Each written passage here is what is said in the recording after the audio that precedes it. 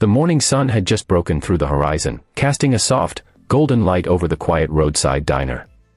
Steam rose from coffee cups, the low rumble of engines filled the crisp air, and the smell of fuel, bacon, and leather hung around the Hells Angels bikers who had stopped for breakfast. They looked tough, the kind of men people crossed the street to avoid, but beneath those vests, they carried stories no one ever asked about. The laughter between them echoed against the chrome of their motorcycles, until a piercing, desperate cry shattered everything. Everyone turned. A tiny figure in a red dress came running across the parking lot, her boots slipping slightly on the cold pavement, her messy light brown hair flying behind her. Her face was streaked with tears and dirt, and her voice cracked with fear. "Please," she screamed, her arm outstretched, finger pointing back toward the road. "They're hurting my mama. Please, somebody help her." The group froze. The sound of her sobs was so raw that even the engines seemed to fall silent. A couple of truckers near the gas pumps turned their heads, but no one moved, except one man. If you believe in kindness, in second chances, in people who still step up when the world turns away, then please take a moment to like, comment, share, and subscribe to Kindness Corner.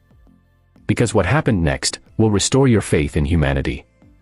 The man who stepped forward was Mason Cole, a broad-shouldered biker in his late 30s, his jacket stitched with the red and white emblem of the Hells Angels. He'd seen a lot in life, fights, betrayals, blood, but never a child like this. He dropped to one knee, steadying her trembling hands. "Where's your mama?" he asked softly, though his voice still carried that gravelly weight. The little girl could barely speak through her tears, but she pointed again down the two-lane road toward a cluster of old trailers half hidden by trees. "They're beating her," she sobbed. "Please, help her." Without a second thought, Mason rose to his feet, his face hardening with purpose. "Tank, Ryder, with me," he said, motioning to two of his brothers.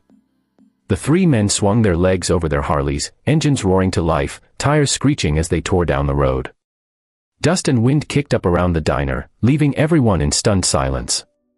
The little girl, still shaking, was taken inside by one of the other bikers who wrapped her in a leather jacket to keep her warm.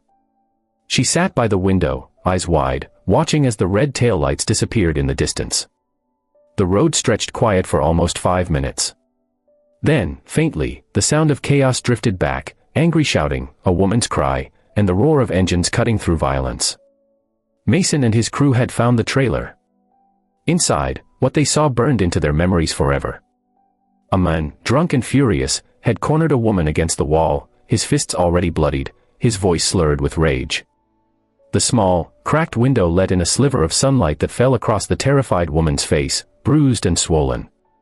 Before he could strike again, the sound of boots hit the floorboards. Mason grabbed the man's wrist mid-swing and twisted it hard, forcing him to drop the bottle he'd been clutching. It shattered on the floor. The other bikers pinned him down effortlessly, no words, just action. Mason turned to the woman, his expression softening instantly. "You okay, ma'am?" he asked, voice trembling with controlled anger. She nodded weakly, tears spilling down her cheeks. Outside, the sound of police sirens began to echo faintly in the distance. A neighbor must have called it in. When the cops arrived, the bikers didn't run. They stood in the yard, calm, hands raised, the little girl clinging to Mason's leg. The woman, named Carla, stepped forward to explain everything. The man was her ex-boyfriend, freshly released from jail, who had tracked her down that morning.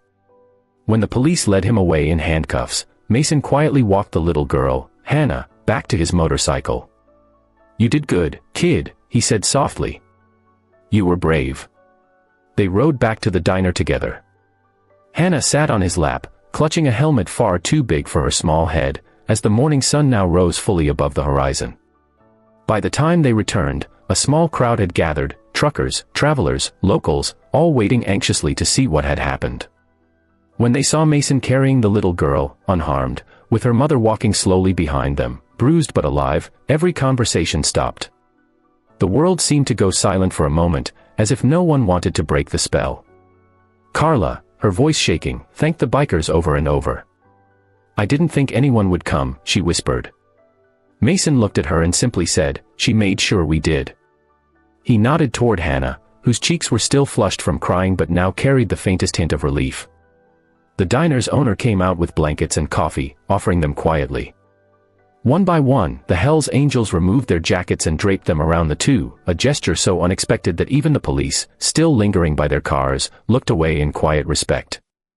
The patch on Mason's vest caught the light as he leaned down to speak to Hannah. "You take care of your mama now, all right," he said. "You're her little guardian angel." The girl nodded, her small fingers gripping the edge of his sleeve. News of what happened spread fast. By lunchtime, half the town had heard the story of the little girl who ran to the bikers, and how the Hell's Angels didn't hesitate. Strangers stopped by the diner just to shake their hands, to thank them for stepping in when others froze.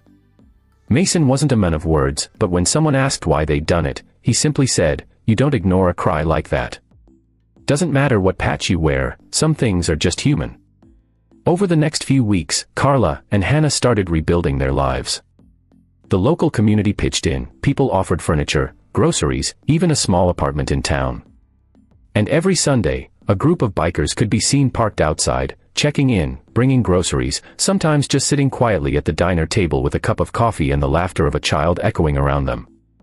Months later, when the spring sun returned and the frost was gone, Hannah drew a picture in crayon, a row of motorcycles, a little girl in red, and a man kneeling down to help her. She gave it to Mason one morning, running up to him outside the diner. "This is us," she said proudly. Mason looked at the drawing for a long moment before folding it carefully and tucking it into his vest. "That's going with me wherever I ride," he said. If this story touched your heart, please take a moment to like, share, and subscribe to Kindness Corner, because sometimes the toughest hearts hide the deepest kindness.